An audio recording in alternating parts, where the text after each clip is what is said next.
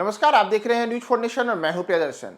240 लोकसभा सीटों को जीत करके भारतीय जनता पार्टी देश में सबसे बड़ी पार्टी बनी और बहुमत के लिए जो 272 का जादू या आंकड़ा चाहिए वह भी एनडीए के घटक दलों के सहयोग से मिलने को लेकर के भारतीय जनता पार्टी पूरी तरीके से आश्वस्त है। इसीलिए अब प्रधानमंत्री नरेंद्र मोदी तीसरी बार सरकार बनाने को लेकर के 8 जून को शपथ ले सकते हैं। जी हां, ये बड़ी खबर है दिल्ली से, जिसके अनुसार 8 जून को पीएम मोदी का शपथ ग्रहण समारोह दिल्ली में होगा। सूत्रों का कहना है कि इसके लिए एनडीए के घटक दलों के साथ भारतीय जनता पार्टी का शीर्ष नेतृत्व बात कर रहा है और इसमें 8 जून की तारीख को अंतिम रूप शपथ ग्रहण के लिए दिया जा सकता है। लेकिन मोदी का शपथ होगा तो इस शपथ के दौरान किन किन लोगों को मंत्रिमंडल में जगह मिलेगी और इसमें विशेषकर बिहार से कौन से चेहरे शामिल होंगे, देश से यानी कौन से चेहरे शामिल होंगे और किन घटक दलों की कितनी सीटों पर कितने मंत्रिमंडल में संख्या की मांग है, यह भी एक बड़ा पेंच भारतीय जनता पार्टी के लिए उलझा हुआ है। तो जैसा लगा आप याद करें तो वर्ष 2014 में चाहे मोदी की सरकार का गठन हुआ हो या फिर 2019 में, दोनों मौकों पर अलग अलग जो घटक दल थे एनडीए के, उनके नेताओं को बेहद सीमित संख्या में मंत्रिमंडल में जगह देने की तब कवायद हुई थी। लेकिन इस बार परिस्थितियां बदली हुई हैं। परिस्थितियां इस कदर बदली हुई हैं कि भाजपा अपने बलबूते जो सरकार बनाने के लिए 272 का जादुई आंकड़ा चाहिए था वहां तक भी नहीं पहुंची है। तो ऐसे में भाजपा के लिए मजबूरी भी है इस बार कि वह अपने घटक दल जो हैं, चाहे वो जदयू हो, शिवसेना हो, चिराग पासवान की पार्टी एलजेपी रामविलास हो या फिर जीतन राम मांझी की पार्टी हिंदुस्तानी अवाम मोर्चा हो, चंद्रबाबू नायडू की पार्टी तेलुगु देशम पार्टी हो, इन तमाम दलों के नेताओं को संतुष्ट करे और उन्हें सम्मानजनक तौर पे उनके डिमांड के हिसाब से मंत्रिमंडल में जगह देने को लेकर के अंतिम फैसला ले। तो हम आपको बताते हैं कि मंत्रिमंडल में किन्हें कितनी जगह दी जाती है। सबसे पहले हम आपको बता दें कि जो पिछली बार भारतीय जनता पार्टी के नेतृत्व मतलब प्रधानमंत्री नरेंद्र मोदी के नेतृत्व में भारतीय जनता पार्टी की सरकार बनी थी, तो उस सरकार में बिहार से जो मंत्री बने थे उसमें भाजपा की ओर से गिरिराज सिंह, आरके सिंह, नित्यानंद राय, अश्विनी चौबे जैसे प्रमुख नाम शामिल थे। उस दौरान एक छोटी सी अवधि के लिए जदयू से आरसीपी सिंह भी मंत्री बने थे।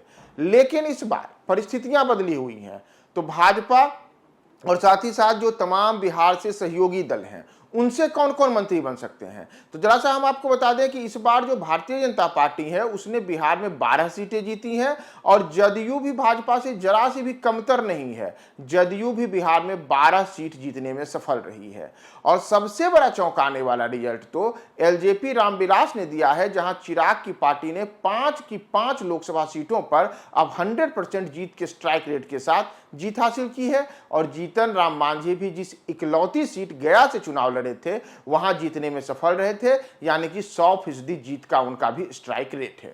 तो ऐसे में इस बार बिहार से मंत्री कौन बन सकते हैं, तो सबसे पहले बात करते हैं भाजपा की। तो भाजपा से जैसा मैंने आपको बताया कि पिछली बार अश्विनी चौबे, गिरिराज सिंह, आरके सिंह जैसे कई जो नाम हैं वे शामिल थे और नित्यानंद राय को तो केंद्रीय गृह मंत्री की जिम्मेदारी दे रखी गई थी। लेकिन इस बार परिस्थितियां बदली हुई हैं। स्थिति है कि इस बार तो अश्विनी चौबे और आरके सिंह, अश्विनी चौबे ने चुनाव ही नहीं लड़ा था और उस बक्सर सीट पर मिथिलेश तिवारी की हार हो गई और आरके सिंह चुनाव लड़ने के बाद भी चुनाव हार चुके हैं। नित्यानंद राय और गिरिराज सिंह चुनाव जीते हैं। नित्यानंद राय यादव जाति से आते हैं, गिरिराज सिंह भूमिहार जाति से आते हैं। तो अब इन दोनों को फिर से केंद्रीय मंत्रिमंडल में मौका मिलेगा या नहीं मिलेगा, इसे लेकर के सबकी नजर है। तो दरअसल आपको बताया कि इस बार जो 12 सीटें भाजपा ने बिहार में जीती है उसमें 2 भूमिहार जाति से आने वाले हैं। तो ऐसे में माना जा रहा है कि इस बार गिरिराज सिंह को फिर से मंत्रिमंडल बनाने में शामिल करने को लेकर के मोदी अंतिम फैसला ले सकते हैं। और इतना ही नहीं, नित्यानंद राय को भी मंत्रिमंडल में जगह मिल सकती है क्योंकि वो माना जाता है कि गृह मंत्री अमित शाह के बेहद खास हैं। ऐसे भी उनके ही विभाग में जूनियर के रूप में लगातार गृह राज्य मंत्री के तौर पे काम किए थे। तो इन दोनों को मंत्री बनाने को लेकर के अंतिम जो फैसला है वह भारतीय जनता पार्टी और एनडीए की बैठक में तय किया जाएगा। लेकिन इसके अतिरिक्त जो 12 सांसद बिहार से भाजपा से जीते हैं उनमें से एक आध और चेहरों को भी शामिल किया जाएगा। तो वे चेहरे कौन हो सकते हैं? तो वह चेहरा उन्हें शामिल किया जा सकता है जिनके का बड़ा प्रभाव बिहार की सियासत में जातीय समीकरणों को साधने में हो सकती है। जैसे आप देखिएगा कि तो मौजूदा समय में सम्राट चौधरी कुशवाहा जाति से आते हैं और बिहार में उप मुख्यमंत्री की कुर्सी पे काबिज हैं। इस बार बड़े स्तर पर कुशवाहों को टिकट भी देने के लिए अलग अलग दलों ने पहल की थी, लेकिन भाजपा ने किसी कुशवाहा को इस बार लोकसभा के चुनाव में टिकट नहीं दिया था। तो ऐसे में कुशवाहा जाति को लेकर के भी भारतीय जनता पार्टी कोई बड़ा निर्णय कर सकती है और साथ ही साथ राजपूत जाति से किसी एक प्रमुख चेहरे को मंत्रिमंडल में जगह देने को लेकर के अहम निर्णय लिया जा सकता है। तो इस बार जो राजपूत जाति से जीते हुए नेता हैं उनमें राजीव प्रताप रूडी एक प्रमुख नाम है। पिछली बार जो वर्ष 2014 में सरकार बनी थी उस दौरान राजीव प्रताप रूडी मंत्री रहे थे। जनार्दन सिंह सिग्रीवाल इस बार भी चुनाव जीतने में सफल रहे हैं और राजपूत जाति से ही आते हैं।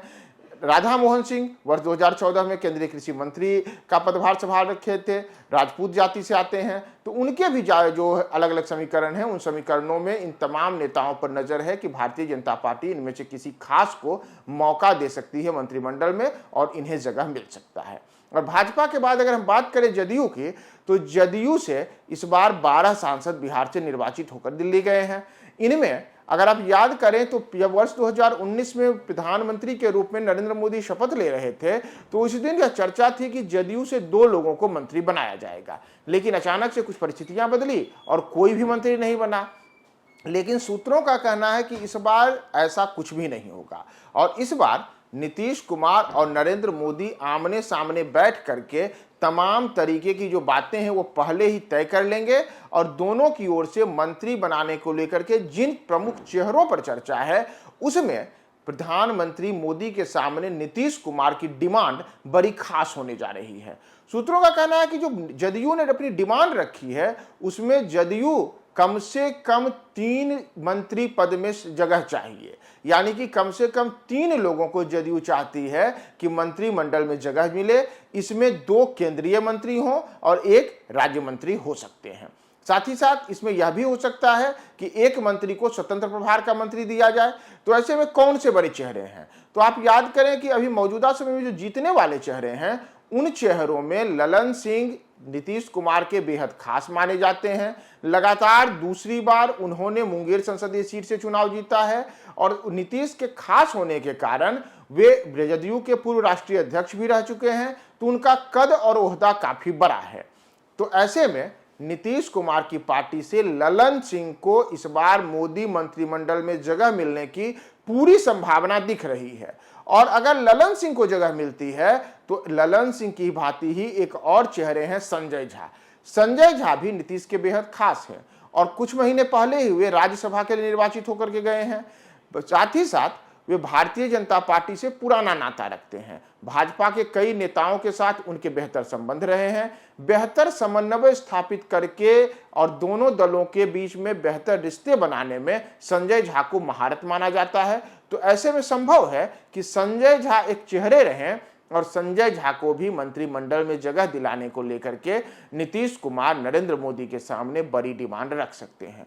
लेकिन इन सब के बीच एक और बड़ी बात यह हो सकती है कि नीतीश कुमार इस बार के मंत्रिमंडल विस्तार के जो गठन होगा उस मंत्रिमंडल गठन के दौरान पिछड़ी जातियों को लेकर के भी खास डिमांड कर सकते हैं और इसमें विशेष करके जो कुर्मी जाति से आने वाले नेता होते हैं उनमें कुर्मी जाति, साथ ही साथ जो कुशवाहा जाति के नेता हैं उन्हें लेकर के, यानी कि नीतीश का जो लवकुश समीकरण है उस लवकुश समीकरण को साधने में नीतीश कुमार अपने कुछ खास चेहरों को लेकर के सामने आ सकते हैं और उन्हें लेकर के नीतीश एक बड़ी जो बातें हैं वह रख सकते हैं मोदी के सामने कि इन्हें मंत्री बनाइए।